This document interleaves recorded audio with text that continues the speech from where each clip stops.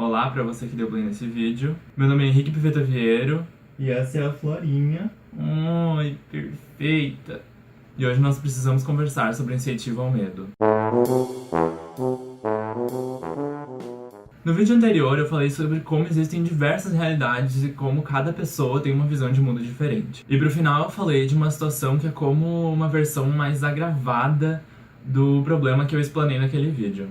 Seria adequado você assistir ele clicando nessa letra I que vai aparecer aqui, porque ele é meio que a base desse vídeo que tá começando agora. É quando a pessoa de uma determinada realidade X considera uma pessoa dessa mesma realidade, obviamente, como sendo autoridade. E escutam tudo que essa dita autoridade tem a dizer e também acreditam em todos os juízos que essa pessoa fizer. Afinal, ela tem autoridade dentro dessa realidade X. Mas é um problema muito grande quando essa autoridade aqui começa a explicar e falar de alguns aspectos de uma outra realidade Y para essa sua realidade. Porque é uma pessoa de uma realidade X julgando aspectos de uma realidade Y, percebe? Acontece que muitas vezes isso é feito intencionalmente para provocar nessa realidade X o preconceito, o julgamento, o medo, e eu diria que principalmente o medo. Os sentimentos de medo e ameaça são muito fortes e provocam reações de certa forma radicais nas pessoas. Desde o início da história da humanidade, a gente tem medo do desconhecido.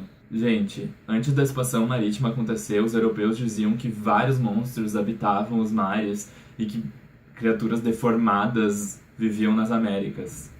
E esse medo aumenta mais ainda quando uma pessoa diz que os conceitos e convicções de uma realidade ameaçam destruir os valores de outra. É como se cada realidade fosse uma bolha, e onde duas bolhas se encostam numa pequena parte da superfície...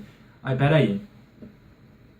Não tinha balão. Uma pessoa de uma dessas realidades aponta e mostra as pouquíssimas coisas que dá pra ver da outra realidade nesse pequeníssimo contato que elas estão fazendo, sem contexto ou aprofundamento nenhum, com o intuito de causar estranhamento, aversão, preconceito, ameaça, medo, de criar a imagem idealizada de um inimigo que representa todo o mal e todas as coisas ruins que existem. E essa é uma ferramenta usada amplamente para ganhar apoio, aprovação e até devoção incondicional. Hitler conseguiu chegar ao poder e convencer dezenas de milhões de pessoas de que exterminar raças inferiores era correto e questão de saneamento étnico. Baseado no medo antigo de que os judeus eram aliados ao diabo e queriam dominar toda a Europa, e no medo de que os comunistas tomassem o poder. Alguns anos depois, aqui mesmo no Brasil, foi baseado no medo de uma intenção dos comunistas tomarem o poder, forjada pelo Plano Cohen, que Getúlio Vargas deu um golpe de Estado, declarou estado de guerra no país, fechou o Congresso, impediu as próximas eleições presidenciais e outorgou uma nova Constituição. E essa ameaça comunista, fazendo com que grande parte da população ache ok acontecer uma ditadura, se repetiu em 1964, né? Em tempos de crise política, a população se sente ameaçada e um medo generalizado começa a tomar conta. Medo de tudo. A gente sabe bem que isso acontece, porque, né?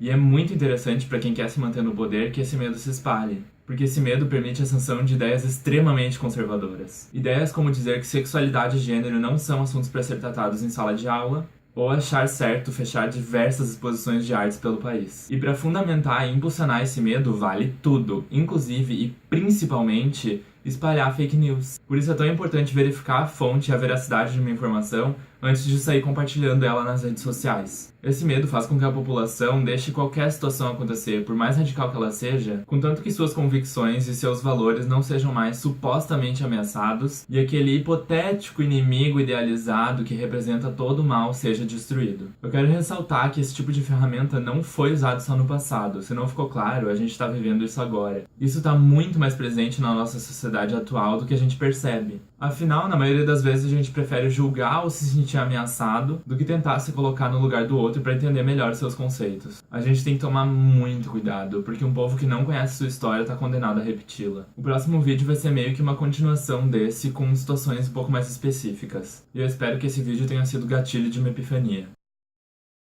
Como diria Cazuza, eu vejo o futuro repetir o passado. Mas ao invés de sentir medo, eu prefiro usar essa preocupação pra ficar atento aos acontecimentos e me manifestar como puder se necessário. O medo tem que ser combustível de resistência e não de preconceitos. E aquele inimigo hipotético que concentra todos os aspectos ruins do mundo é só uma idealização. E uma idealização bem ruim.